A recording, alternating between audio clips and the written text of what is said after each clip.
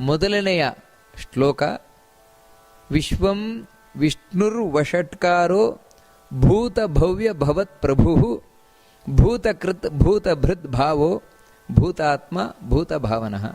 ವಿಷ್ಣು ಸಹಸ್ರನಾಮ ಸ್ತೋತ್ರ ಅಂದರೆ ಬರೀ ಉದ್ದ ಹೇಳಿಕೊಂಡು ಹೋಗೋದಷ್ಟೇ ಅಲ್ಲ, ಆ ನಾಮಗಳ ಅರ್ಥವನ್ನು ತಿಳ್ಕೊಳ್ಳೋದು ಮುಖ್ಯ. ಅದರಲ್ಲಿ ಮೊದಲನೆಯ ಮಂತ್ರದಲ್ಲಿ ವಿಷ್ಣು ಅನ್ನುವಂತ ಹೇಳೋದು ಅದು ಮೊದಲನೆಯದ್ದು.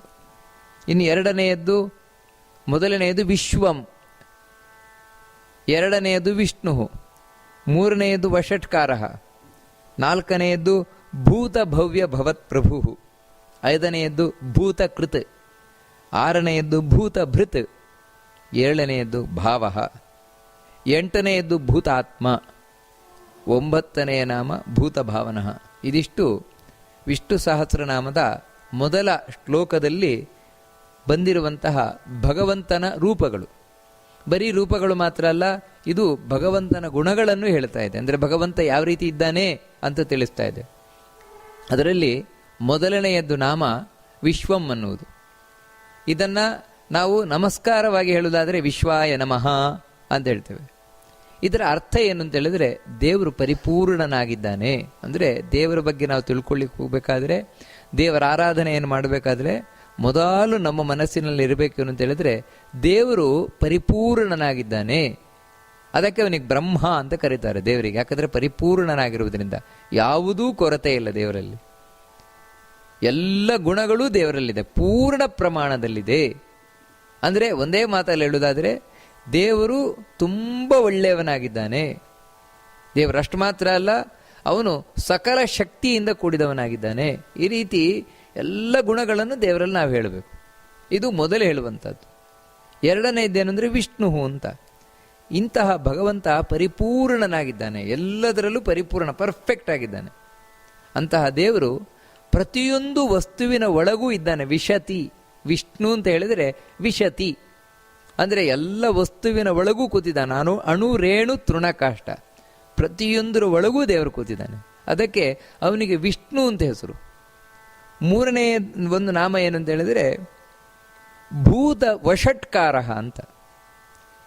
ಈ ವಷಟ್ಕಾರ ಅಂತ ಹೇಳಿದ್ರೆ ಷಟ್, ಷಟ್ ಅಂತ ಹೇಳಿದ್ರೆ 6 ಸಂಸ್ಕೃತದಲ್ಲಿ.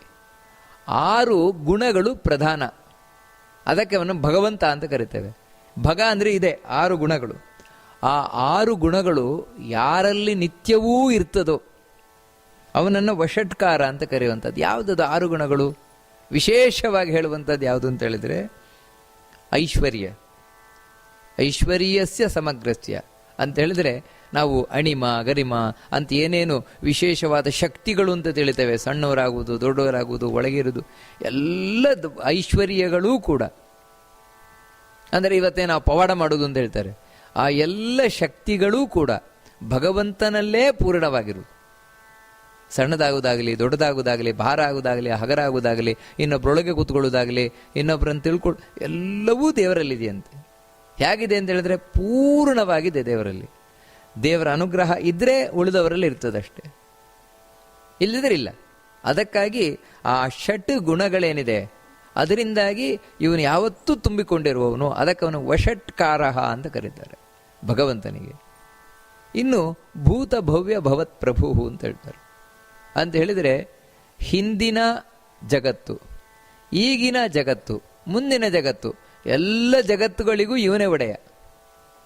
ಅಂದರೆ ಈಗ ಮಾತ್ರ ವಿಷ್ಣು ಈ ಜಗತ್ತಿಗೆ ಒಡೆಯನಾಗಿದ್ದಾನೆ, ಮುಂದೆ ಇನ್ಯಾರೋ ಒಡೆಯರಾಗ್ತಾರೆ, ಹಿಂದೆ ಯಾರೋ ಆಗಿದ್ರು. ಆ ರೀತಿ ಅಲ್ಲ. ಇಲ್ಲಿವರೆಗೆ ಅನಂತ ಕೋಟಿ ಬ್ರಹ್ಮಾಂಡ ಅಂತ ಹೇಳ್ತೇವೆ.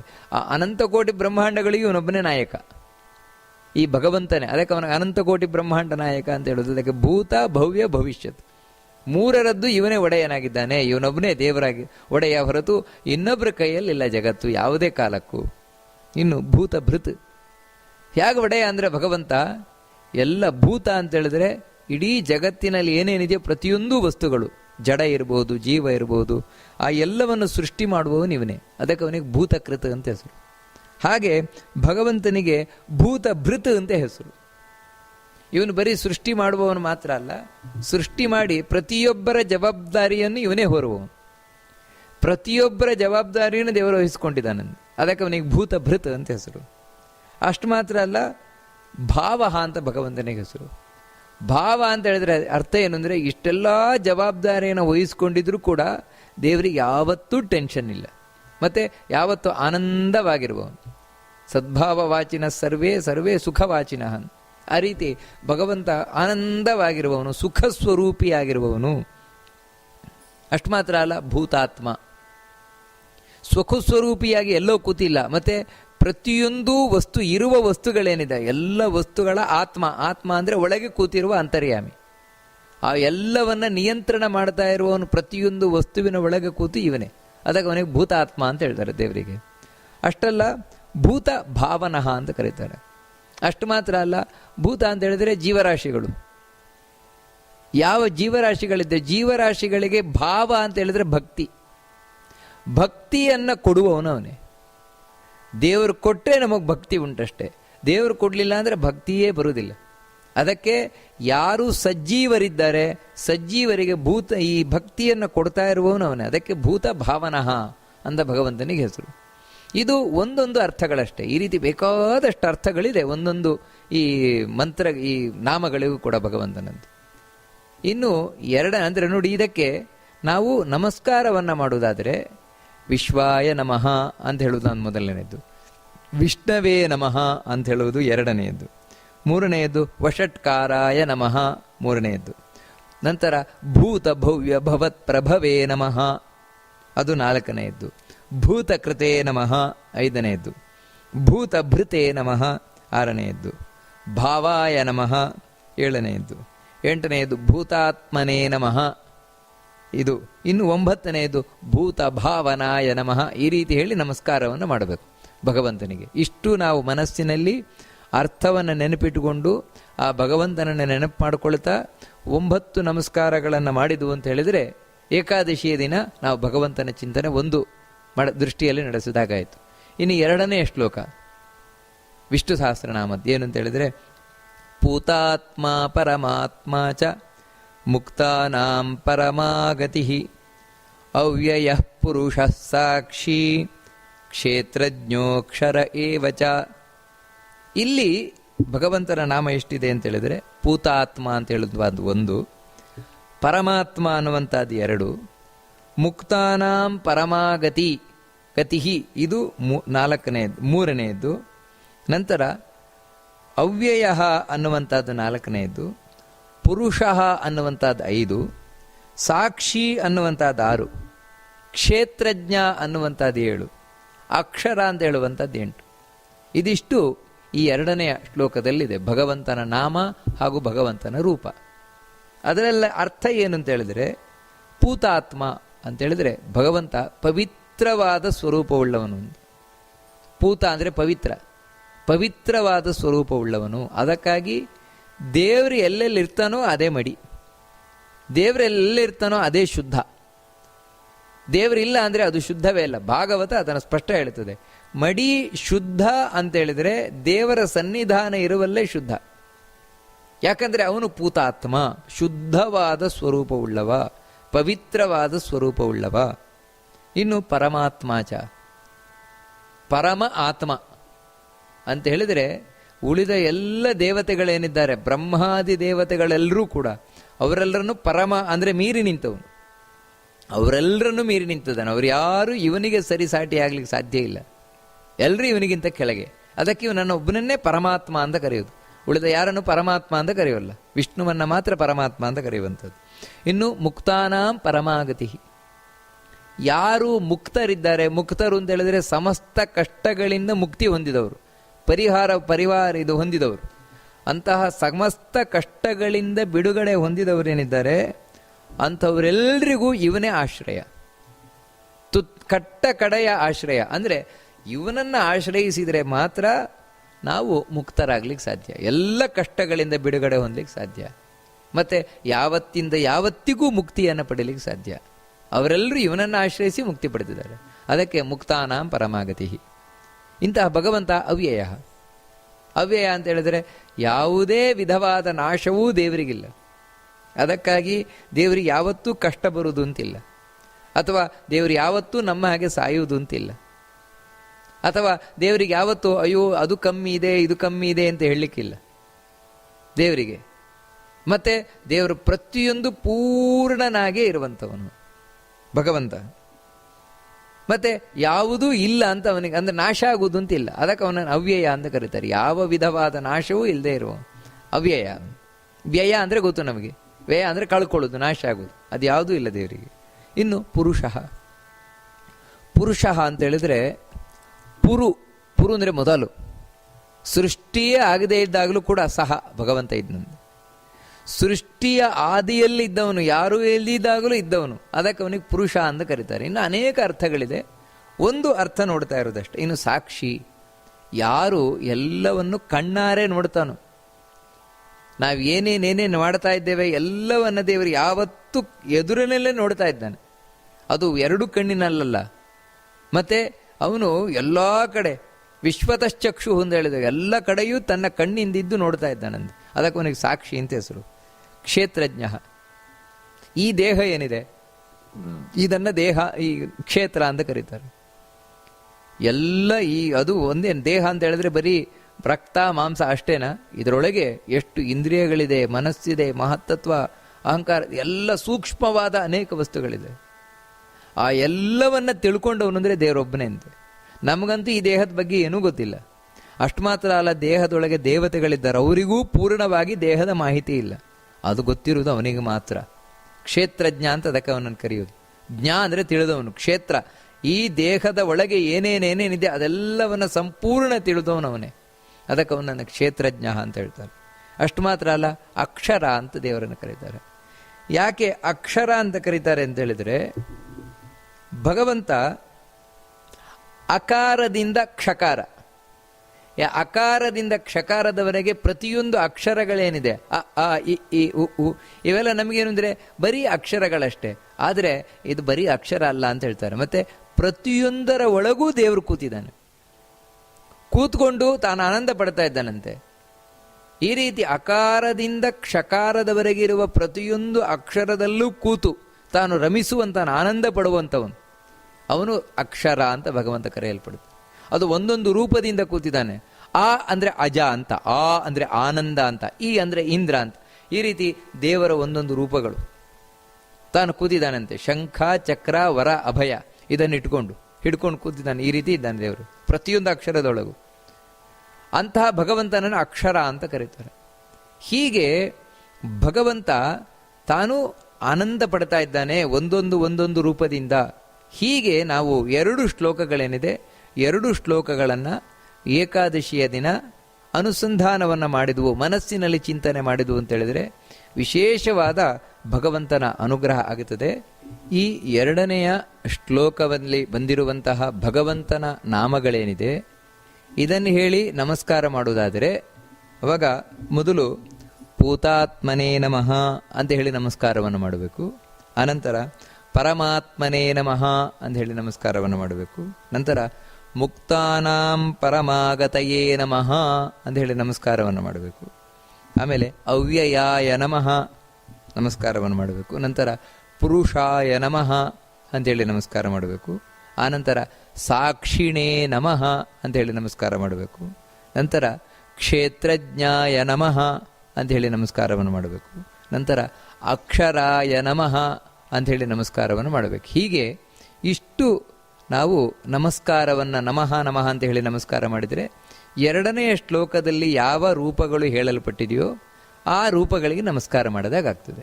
ಇನ್ನು 3ನೆಯ ಶ್ಲೋಕ ವಿಷ್ಣು ಸಹಸ್ರನಾಮದ್ದು. ಯೋಗೋ ಯೋಗವಿದಾಂ ನೇತಾ ಪ್ರಧಾನ ಪುರುಷೇಶ್ವರ. ನೋಡಿ, ಪುರುಷೇಶ್ವರ, ಪುರುಷೇಶ್ವರ ಅಲ್ಲ, ಪುರುಷ ಶ ಅಂತ ಬರಬೇಕಲ್ಲಿ, ಶ ಅಲ್ಲ, ಶ ಶ 2 ವ್ಯತ್ಯಾಸ ಇದೆ. ಪುರುಷೇಶ್ವರ ನಾರಸಿಂಹವಪು ಶ್ರೀಮಾನ್ ಕೇಶವ ಪುರುಷೋತ್ತಮ. ನೋಡಿ, ಪುರುಷೋತ್ತಮ, ಕೇಶವ ಪುರುಷೋತ್ತಮ ಈ ರೀತಿ ಬರಬೇಕು. ಇಲ್ಲಿ ಭಗವಂತನ ಯಾವ ಯಾವ ನಾಮಗಳು ಬಂದಿದೆ ಅಂತ ಹೇಳಿದರೆ, ಮೊದಲು ಯೋಗ ಅಂತ, ಯೋಗಾಯ ನಮಃ ಮೊದಲನೇ ಬಂದಿರುವಂಥದ್ದು. 2ನೆಯದ್ದು ಯೋಗವಿದಾಂ ನೇತ, ಯೋಗವಿದಾಂ ನೇತ್ರೇ ನಮಃ ನಮಸ್ಕಾರ ಮಾಡುವುದಾದರೆ ದೇವರಿಗೆ ಈ ನಾಮವನ್ನು ಹೇಳಿ ದೇವರಿಗೆ ನಮಸ್ಕಾರ ಮಾಡೋದಾದರೆ. ನಂತರ ಪ್ರಧಾನ ಪುರುಷೇಶ್ವರಾಯ ನಮಃ ಮುಂದಿನದ್ದು ಪ್ರಧಾನ ಪುರುಷೇಶ್ವರ. ನಂತರ ನಾರಸಿಂಹ ವಪುಷೇ ನಮಃ ಇನ್ನೊಂದು. ನಂತರ ಶ್ರೀಮತೇ ನಮಃ, ದೇವರಿಗೆ ನಮಸ್ಕಾರ, ಶ್ರೀಮಾನ್ ಅನ್ನುವಂಥದ್ದು. ಆಮೇಲೆ ಕೇಶವ, ಕೇಶವಾಯ ನಮಃ. ಮುಂದಿನದ್ದು ಪುರುಷೋತ್ತಮ, ಅದು ಪುರುಷೋತ್ತಮಾಯ ನಮಃ. ಈ ರೀತಿ ನಮಸ್ಕಾರವನ್ನು ಮಾಡಬೇಕಾದದ್ದು. ಈಗ ಅರ್ಥವನ್ನು ನೋಡ್ಕೊಂಡು ಹೋದರೆ, ಮೊದಲು ಯೋಗ. ಯೋಗ ಅಂತ ಹೇಳಿದರೆ ನಾವು ಭಗವದ್ಗೀತೆ ಮುಂತಾದವುಗಳಲ್ಲೆಲ್ಲ ನೋಡಿದ ಹಾಗೆ ಜ್ಞಾನದ ಉಪಾಯ, ಅಂದರೆ ದೇವರನ್ನ ಕಾಣಲಿಕ್ಕೆ ಇರುವ ಉಪಾಯ, ಐಡಿಯಾ ಅಂತ ಏನು ಹೇಳ್ತೇವೆ, ಅದನ್ನು ಯೋಗ ಅಂತ ಕರೀತಾರೆ, ಜ್ಞಾನೋಪಾಯ. ಈ ಜ್ಞಾನೋಪಾಯ ಅನ್ನುವಂಥದ್ದೇನಿದೆ ಅಂದರೆ ಇವಾಗ ಕರ್ಮಯೋಗ, ಜ್ಞಾನಯೋಗ ಇವೆಲ್ಲ ಹೇಳ್ತಾರೆ. ಇವೆಲ್ಲ ಏನು ಅಂತ ಹೇಳಿದ್ರೆ ಭಗವಂತನನ್ನ ನಾವು ಹೊಂದಲಿಕ್ಕೆ, ದೇವರ ಬಳಿಗೆ ಹೋಗಲಿಕ್ಕೆ ಇರುವಂತಹ ಉಪಾಯ, ಮಾರ್ಗಗಳು. ಆದರೆ ಇವೆಲ್ಲ ಯಾವಾಗ ಮಾರ್ಗ ಆಗತ್ತೆ ಅಂತ ಹೇಳಿದ್ರೆ ಅಲ್ಲಿ ದೇವರು ಕೂತಾಗ ಮಾತ್ರ. ಅಂದರೆ ಈ ಯೋಗದಲ್ಲಿ ದೇವರು ಕೂತಿದ್ದಾನೆ.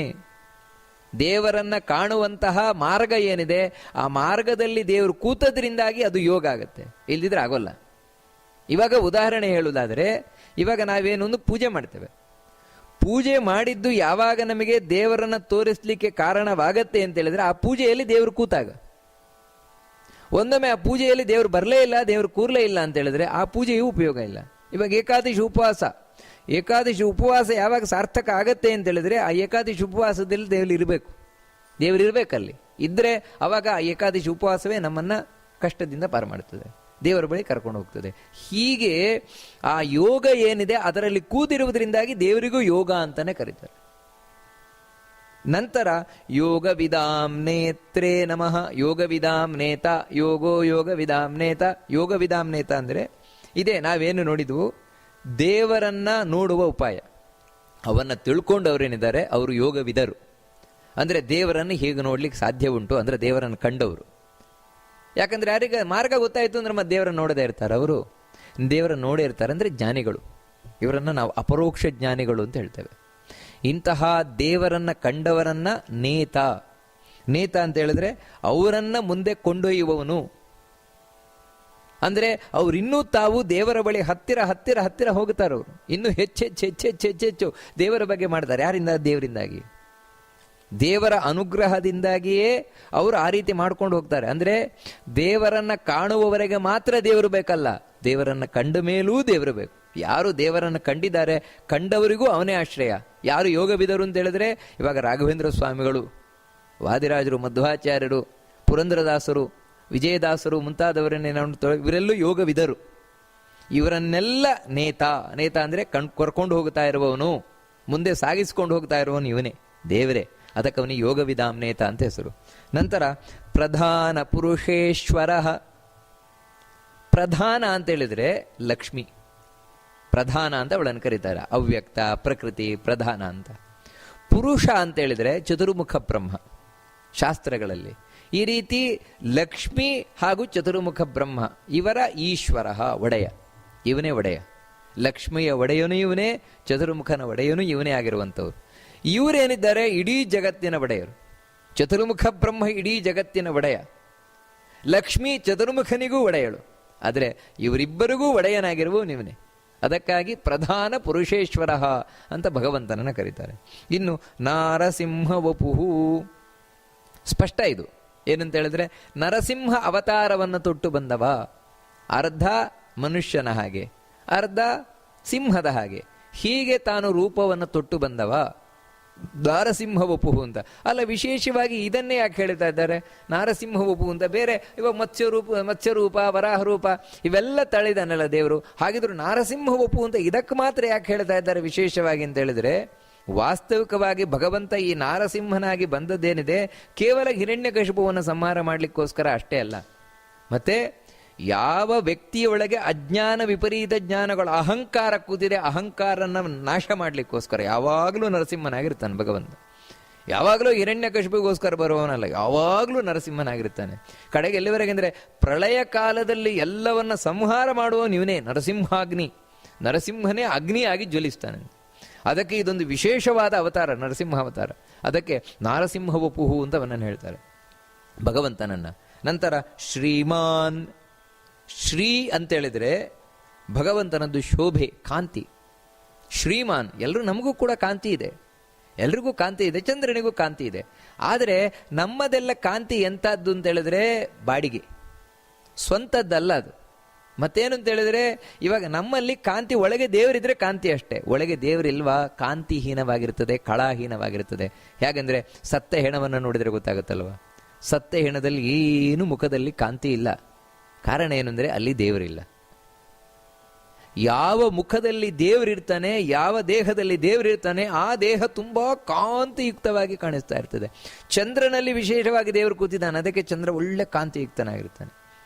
ಕಾರಣ ಏನಂದ್ರೆ ಇವರದೆಲ್ಲ ಬಾಡಿಗೆದ್ದಾದರೆ ದೇವರದ್ದು ಸ್ವಂತ ಕಾಂತಿ ಅದು, ಅವನಿಗಿನ್ಯಾರಿಂದಲೂ ಕಾಂತಿ ಬಂದದಲ್ಲ. ಅದಕ್ಕಾಗಿಯೇ ಶ್ರೀಮಾನ್ ಅಂತ ಕರೆಯುವುದು. ಸ್ವಾಭಾವಿಕವಾದ ಕಾಂತಿ ಉಳ್ಳವ, ಶೋಭೆ ಉಳ್ಳವ ದೇವರು, ಸ್ವಾಭಾವಿಕವಾಗಿ ನ್ಯಾಚುರಲ್. ಉಳಿದದ್ದವರೆಲ್ಲ ಅವನಿಂದ ಬಂದಿರುವಂಥದ್ದು. ಅದಕ್ಕೆ ಅವನನ್ನು ಶ್ರೀಮಾನ್ ಅಂತ ಕರೀತಾರೆ ಭಗವಂತನನ್ನು. ನಂತರ ಕೇಶವ. ಕೇಶವ ಅಂತ ಹೇಳಿದ್ರೆ ಸಾಮಾನ್ಯವಾಗಿ ಸಿಂಪಲ್ ಆಗಿ ಅರ್ಥ ಏನಂದ್ರೆ ಕೇಶ. ಕೇಶ ಅಂದ್ರೆ ಗೊತ್ತು, ಕೂದಲು. ಕೂದಲುಳ್ಳವ ದೇವರು. ಅಲ್ರಿ ಕೂದಲು, ನಾವು ಕೂದಲಿರುವವರೇ ಅಲ್ವಾ, ದೇವರಿಗೆ ಮಾತ್ರ ಹೇಗೆ ವಿಶೇಷವಾಗಿದ್ರೆ ನಮ್ಮ ಹಾಗೆ ಅಲ್ಲ, ವಿಶೇಷವಾದ ಕೂದಲುಳ್ಳವ ದೇವರು, ಉತ್ಕೃಷ್ಟವಾದ ಕೂದಲುಳ್ಳವ. ನಮ್ಮ ಹಾಗೆ ಅಲ್ಲ. ಇವಾಗ ನಾವು ಹಿಂದೆ ನೋಡಿದಲ್ವ ಕಾಂತಿ, ಅಲ್ಲ ನಮಗೂ ಕಾಂತಿ ಇರ್ಬೋದಲ್ವಾ, ನಮ್ಮ ಕಾಂತಿ ಆಗಿದ್ರೆ ನಮ್ಮನ್ನು ಶ್ರೀಮಾನ್ ಅಂತ ಹೇಳ್ಬೋದು. ಆದರೆ ದೇವರನ್ನು ಯಾಕೆ ಹೇಳ್ತಾರೆ ಅಂದ್ರೆ ಅವನದ್ದು ನ್ಯಾಚುರಲ್, ಅದು ಅವನಿಂದ ಬಂದ್ರೆ ನಮಗಿರ್ತದೆ ಅಷ್ಟೇ. ಕೇಶವ ಅಂತ ಹೇಳಿದ್ರು ಅಷ್ಟೇ. ದೇವರ ಕೂದಲೇನಿದೆ ನಮ್ಮ ಹಾಗೆ ಅಲ್ಲ, ನಮ್ಮ ಕೂದಲಲ್ಲ ಒಂದು. ಏನು ಅಂತ ಹೇಳಿದ್ರೆ ದೇವರ ಕೂದಲಿಗೂ ಕೂಡ ಏನು ಶಕ್ತಿ ಇದೆ ಅಂದ್ರೆ ಅವತಾರ ಮಾಡುವ ಶಕ್ತಿ ಇದೆ. ಅಂದ್ರೆ ದೇವರು ಬೇರೆ ಅಲ್ಲ, ದೇವ್ರ ಕೂದಲು ಬೇರೆ ಅಲ್ಲ. ಅದೇ ಪುರಾಣಗಳಲ್ಲಿ ಬರ್ತದೆ, ಬ್ರಹ್ಮಾದಿ ದೇವತೆಗಳು ಪ್ರಾರ್ಥನೆ ಮಾಡಿದಾಗ ತನ್ನ 2 ಕೂದಲು ತೆಗೆದು ಕೆಳಗೆ ಹಾಕಿದ ಅಂತ. ಕಪ್ಪು ಕೂದಲು, ಬಿಳಿ ಕೂದಲು. ಆ ಕಪ್ಪು ಕೂದಲಿಂದ ಬಂದವನೇ ಕೃಷ್ಣ. ಅದೇ ಕೃಷ್ಣಕೇಶ ಶುಕ್ಲಕೇಶ ಅಂತ. ಬಿಳಿ ಕೂದಲಿಂದ ಬಂದವನೇ ಬಲಭದ್ರ. ಅಂದ್ರೆ ನೋಡಿ, ಕೂದಲಿಗೆ ಏನು ಸಾಮರ್ಥ್ಯ ಇದೆ, ನಮ್ಮ ಕೂದಲಿಗೆ ಏನಾದ್ರೂ ಸಾಮರ್ಥ್ಯ ಇದೆಯಾ? ಯಾರ ಕೂದಲಿಗೂ ಇಲ್ಲ. ಅದಕ್ಕಾಗಿ ಕೇಶವ ಅಂತ ಅವನನ್ನ ಮಾತ್ರ ಕರೆಯುವುದೇ ಹೊರತು ಬ್ರಹ್ಮಾದಿ ದೇವತೆಗಳು ಯಾರು ಕೇಶವರಲ್ಲ. ಯಾಕಂದ್ರೆ ಅವರು ಕೂದಲು ಈ ರೀತಿಯಲ್ಲ. ಅದಕ್ಕೆ ಅವನು ಕೇಶವ ಅಂತ ಭಗವಂತನನ್ನು ಕರೀತಾರೆ. ಇನ್ನು ಪುರುಷೋತ್ತಮ ಅಂತ. ವಾಸ್ತವಿಕವಾಗಿ ನಾವೆಲ್ಲರೂ ಪುರುಷರು ಅಂತ ಇಟ್ಕೊಂಡ್ರೆ, ಜೀವರೆಲ್ಲರೂ ಪುರುಷರು ಅಂದ್ರೆ ಗಂಡಸರು ಅಂತ ಮಾತ್ರ ಅರ್ಥ ಅಲ್ಲ, ಸಮಸ್ತ ಜೀವರು ಪುರುಷರು ಅಂತ ಇಟ್ಕೊಂಡ್ರೆ ಆ ಎಲ್ಲ ಜೀವರಿಗಿಂತಲೂ ಉತ್ತಮನಾಗಿರುವವನು ಭಗವಂತ. ಅದಕ್ಕೆ ಅವನನ್ನ ಪುರುಷೋತ್ತಮ ಅಂತ ಕರೀತಾರೆ. ನೋಡಿ, ಹೀಗೆ ಆ ಒಂದು ಶ್ಲೋಕದಲ್ಲಿ ಯೋಗೋ ಯೋಗವಿದಾಂ ನೇತ ಪ್ರಧಾನ ಪುರುಷೇಶ್ವರ ನಾರಸಿಂಹ ವಪು ಶ್ರೀಮಾನ್ ಕೇಶವ ಪುರುಷೋತ್ತಮ. ಇಷ್ಟು ನೋಡಿದ್ವು. ಮುಂದಿನ ಶ್ಲೋಕ ಸರ್ವಶರ್ವಶಿವಸ್ಥಾಣುರ್ಭೂತಾದಿರ್ನಿಧಿರವ್ಯಯಃ ಸಂಭವೋ ಭಾವನೋ ಭರ್ತ ಪ್ರಭವ ಪ್ರಭುರೀಶ್ವರಃ. ಇಲ್ಲಿ ಸರ್ವಶರ್ವಶಿವಸ್ಥಾಣು ಈ ರೀತಿ ಹೇಳಿದ್ರೆ ತಪ್ಪದು. ಸರ್ವಶರ್ವಶಿವಸ್ಥಾಣು, ಸರ್ವಶರ್ವಶಿವ ಎಲ್ಲ ವಿಸರ್ಗ ಇದೆ ಅಲ್ಲಿ. ಅದಕ್ಕೆ ವಿಷ್ಣು ಸಹಸ್ರನಾಮ ಹೇಳುವುದಷ್ಟು ಸುಲಭ ಅಲ್ಲ. ಇವತ್ತು ಎಲ್ಲರೂ ಪುಸ್ತಕ ಇಟ್ಕೊಂಡು ವಿಷ್ಣು ಸಹಸ್ರನಾಮ ಹೇಳ್ತೇವೆ ಅಂತ ತಪ್ಪು ಹೇಳಿ ಪಾಪ ಕಟ್ಕೊಳ್ಬೇಡಿ.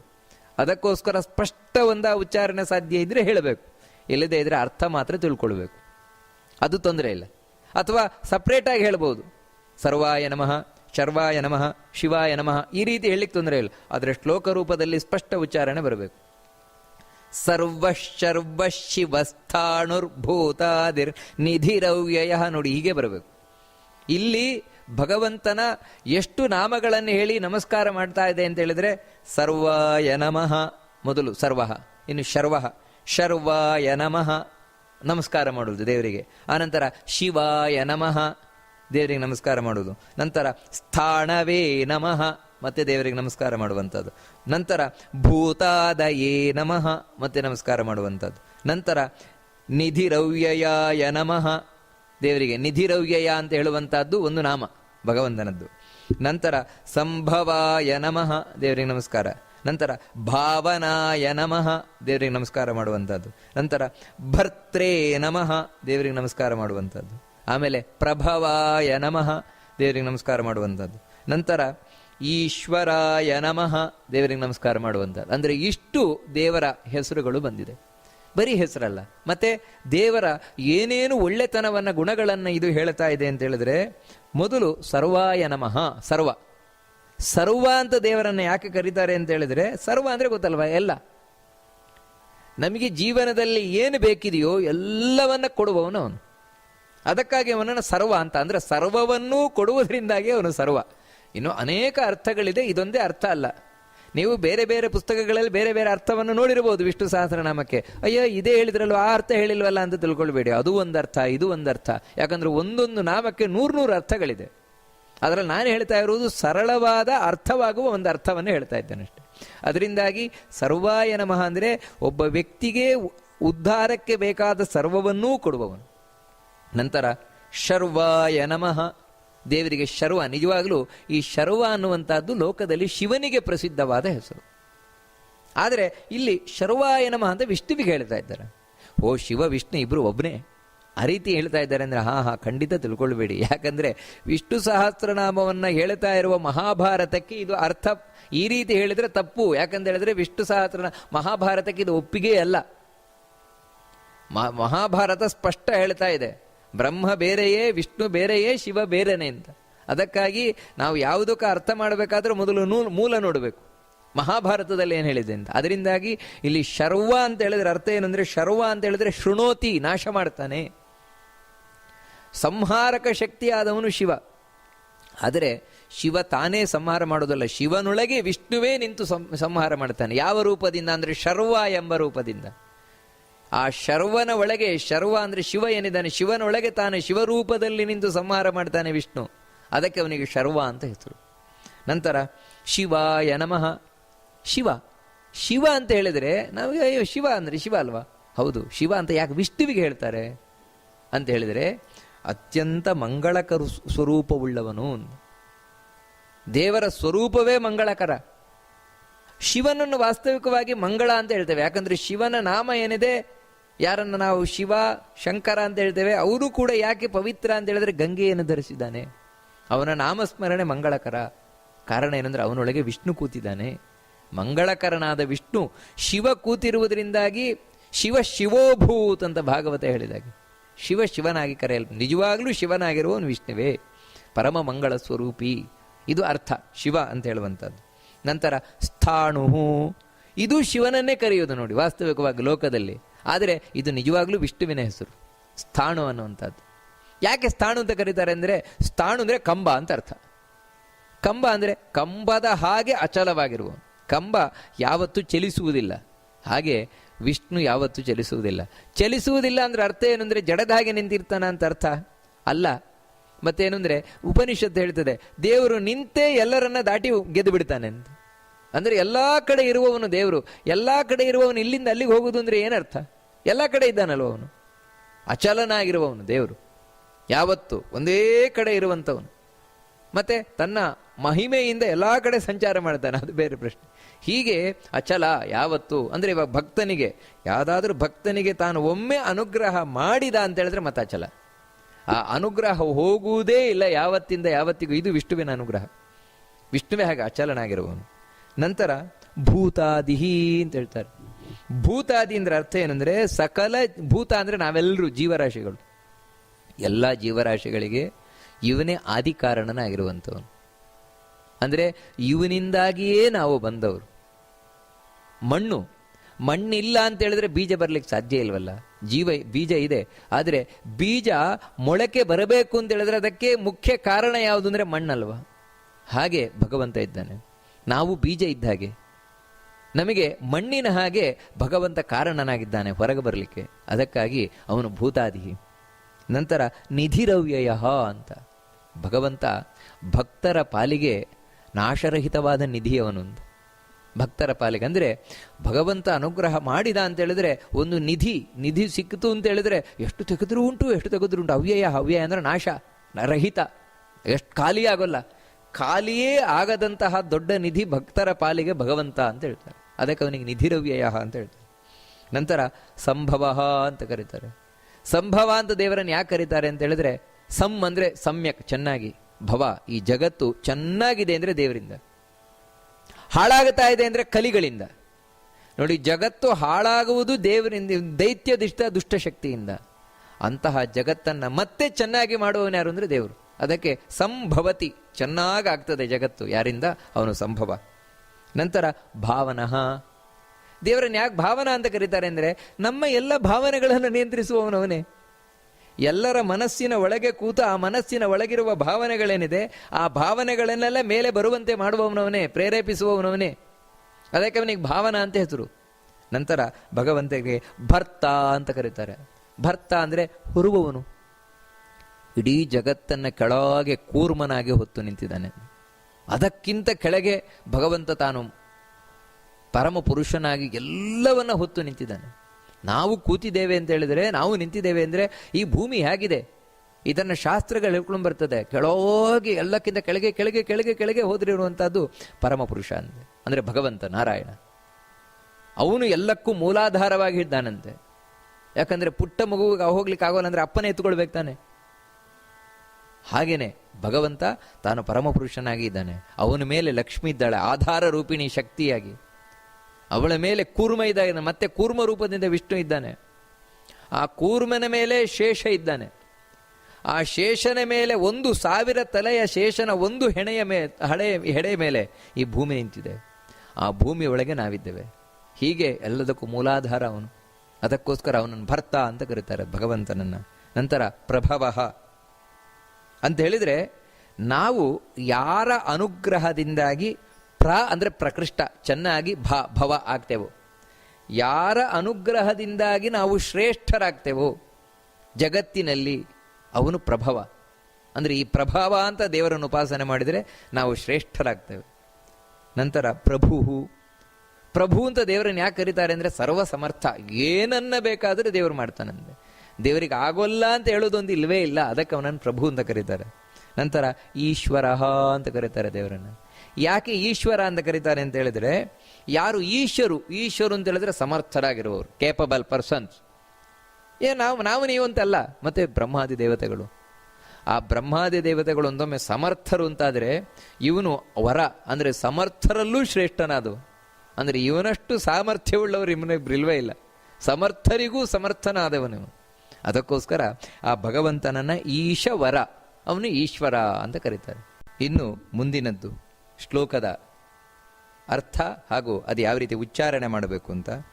ಸ್ವಯಂಭೂ ಶಂಭುರಾದಿತ್ಯ ಪುಷ್ಕರಾಕ್ಷೋ ಮಹಾಸ್ವನಃ ಅನಾದಿನಿಧನೋ ಧಾತಾ ವಿಧಾತಾ ಧಾತುರುತ್ತಮಃ.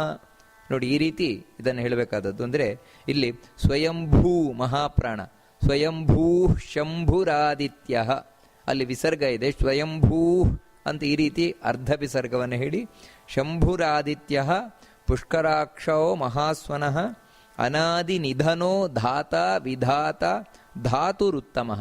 ಈ ರೀತಿ ಅಲ್ಪಪ್ರಾಣ, ಮಹಾಪ್ರಾಣ, ಹ್ರಸ್ವ, ದೀರ್ಘ ಇವುಗಳನ್ನೆಲ್ಲ ಸ್ಪಷ್ಟವಾಗಿ ಉಚ್ಚಾರಣೆಯನ್ನು ಮಾಡಬೇಕು.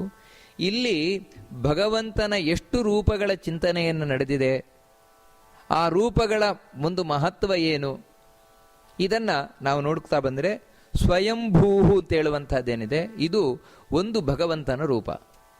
ಆ ರೂಪದಿಂದ ಕರೆಯಲ್ಪಡ್ತಾ ಇರುವ ರೂಪಕ್ಕೆ ಹೆಸರು ಅದೇ ಸ್ವಯಂಭೂ ಅಂತ. ಆಮೇಲೆ ಶಂಭು ಅನ್ನುವುದೇನಿದೆ ಅದು ಇನ್ನೊಂದು ಭಗವಂತನ ರೂಪ. ಆದಿತ್ಯ ಅನ್ನುವಂಥದ್ದು ಒಂದು ಭಗವಂತನ ರೂಪ. ಪುಷ್ಕರಾಕ್ಷ ಅನ್ನುವಂಥದ್ದು ಒಂದು ಭಗವಂತನ ರೂಪ. ಇನ್ನೊಂದು ಮಹಾಸ್ವನಃ ಅನ್ನುವಂಥದ್ದು ಒಂದು ಭಗವಂತನ ರೂಪ. ಮತ್ತೆ ಅನಾದಿ ನಿಧನ ಅಂತ ಹೇಳುವಂತಹದ್ದು ಒಂದು ಭಗವಂತನ ರೂಪ. ಧಾತ ಒಂದು ರೂಪ, ವಿಧಾತ ಇನ್ನೊಂದು ರೂಪ, ಇನ್ನು ಧಾತುರುತ್ತಮ ಅಂತ ಹೇಳುವಂಥದ್ದು ಒಂದು ಭಗವಂತನ ರೂಪ. ಈ ರೂಪಗಳನ್ನು ಹೇಳಿ ನಮಸ್ಕಾರ ಮಾಡಬೇಕಾದ್ರೆ ನೋಡಿ ಯಾವ ರೀತಿ ನಮಃ ಅಂತ ಹೇಳ್ತಾ ನಮಸ್ಕಾರ ಮಾಡಬೇಕು ಅಂತ ಹೇಳಿದ್ರೆ, ಸ್ವಯಂಭುವೇ ನಮಃ, ನಂತರ ಶಂಭವೇ ನಮಃ, ಆದಿತ್ಯಾಯ ನಮಃ, ಪುಷ್ಕರಾಕ್ಷಾಯ ನಮಃ, ಮಹಾಸ್ವನಾಯ ನಮಃ, ಅನಾದಿನಿಧನಾಯ ನಮಃ, ಧಾತ್ರೇ ನಮಃ, ವಿಧಾತ್ರೇ ನಮಃ, ಧಾತುರುತ್ತಮಾಯ ನಮಃ. ಈ ರೀತಿ ಹೇಳಿ ದೇವರಿಗೆ ನಮಸ್ಕಾರವನ್ನು ಮಾಡಬೇಕು. ಇನ್ನು ಇದರ ಅರ್ಥ ಏನು ಅಂತ ಹೇಳಿದ್ರೆ, ಭಗವಂತನಿಗೆ ಸ್ವಯಂಭೂ ಅಂತ ಹೆಸರು. ಈ ಸ್ವಯಂಭೂ ಎಂಬುವ ಒಂದು ಹೆಸರಿನಿಂದ ಭಗವಂತ ಯಾಕೆ ಕರೆಯಲ್ಪಡ್ತಾ ಇದ್ದಾನೆ ಅಂತ ಹೇಳಿದ್ರೆ, ದೇವರು ತಾನೇ ತಾನಾಗಿರುವವನಂತ. ಸ್ವಯಂ ಭವತಿ, ತಾನೇ ತಾನಾಗಿರುವವನು. ಅವನನ್ನು ಹುಟ್ಟಿಸಿದವರು ಯಾರೂ ಇಲ್ಲ, ಅವನನ್ನು ನಿಯಂತ್ರಣ ಮಾಡುವವರು ಯಾರೂ ಇಲ್ಲ. ಅವನೇ ಅವನಾಗಿದ್ದಾನೆ, ಅವನೇ ಅವನನ್ನು ನಿಯಂತ್ರಣ ಮಾಡ್ಕೊಳ್ತಾ ಇದ್ದಾನೆ, ಸ್ವತಂತ್ರವಾಗಿರುವವನು. ಅದಕ್ಕೋಸ್ಕರ ಅವನನ್ನು ಸ್ವಯಂಭೂ ಅಂತ ಕರೀತಾರೆ ಭಗವಂತನನ್ನು. ನಂತರ ಶಂಭು ಅಂತ ದೇವತೆಗೆ ಹೆಸರು. ನಿಜವಾಗಲೂ ಶಂಭು ಅಂತ ಹೇಳಿದರೆ ನಾವು ಶಿವನಿಗೂ ಕೇಳಿದ್ದೇವೆ ಶಂಭೋ ಅಂತ, ಶಂಭು ಅಂತ. ಆದರೆ ನಿಜವಾಗಿಯೂ ಕೂಡ ಶಿವನಿಗೆ ಹೆಸರು ಬರ್ಲಿಕ್ಕೆ ಕಾರಣ ಏನು ಅಂದರೆ ಅದು ವಿಷ್ಣುವೇ ಕೊಟ್ಟದ್ದು ತನ್ನ ಹೆಸರನ್ನು. ಮೂಲಭೂತವಾಗಿ ಆ ಶಂಭು ಅನ್ನುವಂಥದ್ದೇನಿದೆ ಅದು ವಿಷ್ಣುವಿನ ಹೆಸರು ಅಂತ. ಯೋ ದೇವಾನಾಂ ಮಧ ಏಕ ಏವ ವೇದ ಹೇಳ್ತಾ ಇದೆ. ಎಲ್ಲ ಹೆಸರುಗಳು ಮೊದಲಿದ್ದದ್ದು ಇದು ವಿಷ್ಣುವಿಗೆ, ಯಾಕಂದ್ರೆ ಪ್ರಳಯ ಕಾಲದಲ್ಲಿ ಯಾರೂ ಇರಲಿಲ್ಲ. ಆಮೇಲೆ ಒಬ್ಬೊಬ್ಬರಿಗೆ ವಿಷ್ಣುವೇ ತನ್ನ ಹೆಸರುಗಳನ್ನು ತೆಗೆದುಕೊಟ್ಟ ಅಂತ. ಅದರಿಂದ ಶಂಭು ಅನ್ನುವಂಥದ್ದು ಮುಖ್ಯವಾಗಿ ವಿಷ್ಣುವಿನ ಹೆಸರು. ಆಮೇಲೆ ಶಿವನಿಗೆ ಬಂದದ್ದು. ಏನು ಶಂಭು ಅಂದರೆ ಅರ್ಥ ಏನು ಅಂತ ಹೇಳಿದ್ರೆ, ಯಾರು ಭಕ್ತರಿಗೆ ನೋಡಿ ಶಂ ಅಂದರೆ ಸುಖ ಅಂತ ಸಂಸ್ಕೃತದಲ್ಲಿ ಅರ್ಥ. ಭಕ್ತರಿಗೆ ಯಾರ ಆರಾಧನೆಯಿಂದಾಗಿ ಸುಖ ಸಿಗುತ್ತದೋ ಅವನು ಶಂಭು ಅಂತ. ಭಗವಂತನ ಆರಾಧನೆಯಿಂದಾಗಿ ಭಕ್ತರು ಖಂಡಿತವಾಗಿ ಸುಖ ಪಡಿತಾರೆ, ಕೃಷ್ಣನ ಆರಾಧನೆಯಿಂದ, ನಾರಾಯಣನ ಆರಾಧನೆಯಿಂದ. ಅದಕ್ಕಾಗಿ ಅವನಿಗೆ ಶಂಭು ಅಂತ ಹೆಸರು ಭಗವಂತನಿಗೆ. ಆನಂತರ ಆದಿತ್ಯ ಅಂತ ಕರೀತಾರೆ ಭಗವಂತನನ್ನು. ಆದಿತ್ಯ ಅಂತ ಹೇಳಲಿಕ್ಕೆ ಅರ್ಥ ಏನಂದ್ರೆ, ಒಂದನೇದಾಗಿ ಸೂರ್ಯನೊಳಗೆ ಕೂತಿದ್ದಾನೆ ದೇವರು ಅಂತ. ಈ ಆದಿತ್ಯ ಅಂತ ಅವನಿಗೆ ಯಾಕೆ ಕರೀತಾರೆ ಅಂತ ಹೇಳಿದ್ರೆ, ಸರಳವಾಗಿ ಹೇಳುವುದಾದ್ರೆ ಆದತ್ತೇ ಇತಿ ಆದಿತ್ಯ ಅಂತ ಹೇಳಿದ್ರೆ, ನಮ್ಮ ಆಯುಷ್ಯ ಏನಿದೆ ಆಯುಷ್ಯವನ್ನು ಸೆಳೆಯುವವನು ಅಂತ. ಸೂರ್ಯ ಬೆಳಗ್ಗೆ ಮೂಡಿದ, ಸಂಜೆ ತಾನು ಮುಳುಗಿದ. ಈ ಬೆಳಗ್ಗೆ ಮೂಡಿ ಸಂಜೆ ಮುಳುಗುವುದರ ಒಳಗೆ ನಮ್ಮ ಆಯುಷ್ಯವನ್ನು ಹೇಳ್ಕೊಂಡು ಹೋಗ್ತಾನೆ. ಒಂದು ದಿನ ಕಳೆದು ಹೋಯ್ತು ನಮ್ಮ ಜೀವನದಲ್ಲಿ, ನಂದು ಆಯುಷ್ಯ ಒಂದು ದಿನ ಹೋಯ್ತು, ಒಂದು ದಿನ ಹೋಯ್ತು ಅಂತ ಲೆಕ್ಕಾಚಾರ ಮಾಡೋದೇ ಸೂರ್ಯನಿಂದ. ಹೀಗೆ ಎಲ್ಲರ ಆಯುಷ್ಯವನ್ನ ಎಳೆದುಕೊಂಡು ಹೋಗುವವನು, ಅದಕ್ಕೆ ಆದಿತ್ಯ ಅಂತ. ಅದು ಯಾರು ಅಂದ್ರೆ ಬರೀ ಈ ಸೂರ್ಯ ಅಲ್ಲ, ಸೂರ್ಯನ ಒಳಗೆ ಇವನೇ ವಿಷ್ಣುವೇ ಕೂತಿದ್ದಾನೆ, ಆದಿತ್ಯ ಎಂಬ ರೂಪದಿಂದಲೇ ಕೂತಿದ್ದಾನೆ. ನಂತರ ಪುಷ್ಕರಾಕ್ಷ ಅಂತ ದೇವರಿಗೆ ಹೆಸರು. ಪುಷ್ಕರಾಕ್ಷ ಅಂತ ಯಾಕೆ ದೇವರಿಗೆ ಹೆಸರು ಅಂತ ಹೇಳಿದ್ರೆ, ಒಂದೇ ಅರ್ಥ ಏನು ಅಂತ ಹೇಳಿದ್ರೆ ಕಮಲದಂತೆ ಕಣ್ಣುಳ್ಳವ. ಪುಷ್ಕರ ಅಂದ್ರೆ ಕಮಲ, ಆ ರೀತಿ ಕಣ್ಣುಳ್ಳವ ಅಂತ. ಇನ್ನೊಂದು ಅರ್ಥ ಏನಂದ್ರೆ ಬಹಳ ಸುಂದರವಾದ ಅರ್ಥ ಅಂತ ಹೇಳಿದ್ರೆ, ಭಗವಂತನ ಅಕ್ಷ ಅಂದ್ರೆ ಕಣ್ಣು, ಭಗವಂತನ ಕಣ್ಣಂತೆ. ಅದು ಎಂಥ ಕಣ್ಣು ಅಂತ ಹೇಳಿದ್ರೆ, ಭಕ್ತಾನಾಂ ಪುಷ್ಟಿಕರೇ ಅಕ್ಷಿಣಿ, ಭಕ್ತರಿಗೆ ಪುಷ್ಟಿಯನ್ನು ಕೊಡುವಂತಹ ಕಣ್ಣಂತೆ ದೇವರದ್ದು. ಅಂದ್ರೆ ಭಗವಂತ ಒಮ್ಮೆ ನಮ್ಮನ್ನು ನೋಡಿದ, ಹರಸಿದ ಅಂತ ಹೇಳಿದ್ರೆ ಎಲ್ಲ ವಿಧವಾದ ಶಕ್ತಿ ಬರ್ತದಂತೆ. ಅವನಿಗೆ ಯಾವುದು ಕಡಿಮೆ ಇಲ್ವಂತೆ. ಇಷ್ಟೇ ಅದಕ್ಕೆ ಹೇಳುವುದೇನೆಂದ್ರೆ, ಆಯತಾಭ್ಯಾಂ ವಿಶಾಲಾಭ್ಯಾಂ ಶೀತಲಾಭ್ಯಾಂ ಕೃಪಾನಿದೆ ಕರುಣಾರಸ ಪೂರ್ಣಾಭ್ಯಾಂ ಲೋಚನಾಭ್ಯಾಂ ಲೋಕಯ. ದೇವರೇ ಒಂದು ಸಲ ನನ್ನ ನೋಡು, ನಿನ್ನ ಕರುಣಾಪೂರ್ಣ ದೃಷ್ಟಿಯಿಂದ ನೋಡು, ಯಾಕಂದ್ರೆ ನೀನು ಪುಷ್ಕರಾಕ್ಷ. ಒಮ್ಮೆ ನೀನು ನೋಡಿದೆ ಅಂತ ಹೇಳಿದ್ರೆ ಭಕ್ತರಿಗೆ ಪುಷ್ಟಿ ಬರ್ತದೆ, ಎಲ್ಲ ವಿಧವಾದ ಪುಷ್ಟಿ ಬರ್ತದೆ. ಆ ರೀತಿ ಪುಷ್ಟಿಯನ್ನ ಕೊಡುವ ಕಣ್ಣೋಟವುಳ್ಳವನು ಅವನು ಪುಷ್ಕರಾಕ್ಷ ಅಂತ ಭಗವಂತ. ಹಾಗೆ ಮಹಾಸ್ವನಃ ಅಂತ.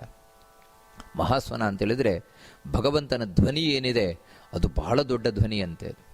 ಅದು ಎಂಥ ಧ್ವನಿ ಅಂತ ಹೇಳಿದ್ರೆ, ಗುಡುಗಿದಾಗೆ ಅಂಥ. ಯಾಕಂದ್ರೆ ಗುಡುಗಿನ ಧ್ವನಿ ಇದೆ. ಆ ಗುಡುಗಿನ ಧ್ವನಿ ಯಾವ ರೀತಿ ಇರ್ತದೆ ಅಂದ್ರೆ ಗಂಭೀರವಾದ ಧ್ವನಿ ಅದು. ಆ ರೀತಿ ಗಂಭೀರವಾದ ಧ್ವನಿ ಉಳ್ಳವ ಭಗವಂತ ಅಂತ. ಅಷ್ಟವಾತಲ್ಲ, ಮಹಾಸ್ವನಃ ಅಂತ ಹೇಳಿದ್ರೆ, ಮಹಾ ಅಂದ್ರೆ ಪೂಜಿಸಲು ಯೋಗ್ಯವಾದ ಧ್ವನಿ ಉಳ್ಳವ ಆ ಭಗವಂತನ. ಆ ಧ್ವನಿಯೇ ಅಂಥದ್ದು ಅವನದ್ದು. ಆ ರೀತಿ ಭಗವಂತ ಕೂತಿದ್ದಾನಂತೆ. ಒಂದು ರೂಪವೇ ಅದು ಮಹಾಸ್ವನಃ ಅಂತ ಭಗವಂತನದ್ದು. ಮುಂದಿನದ್ದು ಅನಾದಿ ನಿಧನಃ ಅಂತ, ಹುಟ್ಟು ಸಾವುಗಳಿಲ್ಲದೆ ಇರುವವನು ಭಗವಂತ. ಅವನಿಗೆ ಆದಿಯೂ ಇಲ್ಲ, ನಿಧನವೂ ಇಲ್ಲ, ಹುಟ್ಟು ಸಾವುಗಳಿಲ್ಲ. ಎಲ್ಲದಕ್ಕೂ ಹುಟ್ಟು ಸಾವುಗಳು ಕೊಡ್ತಾ ಇರುವವನು ಅವನು. ಅವನು ಮಾತ್ರ ಅದರಿಂದ ದೂರವಾಗಿರುವಂಥವನು. ಅದಕ್ಕೆ ಅವನ ಅನಾದಿ ನಿಧನ ಅಂತ ಭಗವಂತನಿಗೆ ಹೆಸರು.